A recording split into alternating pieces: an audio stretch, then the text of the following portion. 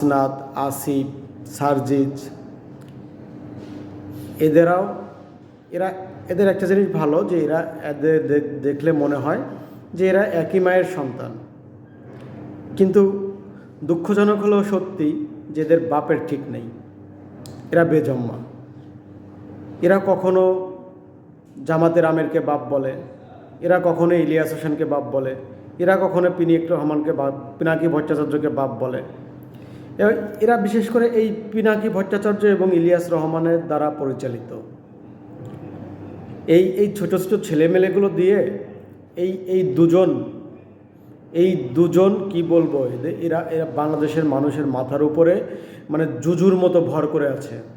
আর এই ছেলেপেলেদের দিয়ে চাঁদাবাজি করিয়ে সেই টাকা নিজেদের পকেটে ভরে নিচ্ছে। এটা বাংলাদেশের মানুষের বুঝতে আর কতদিন লাগবে? কত দিনে বাংলার মানুষ এগুলো বুঝতে পারবে?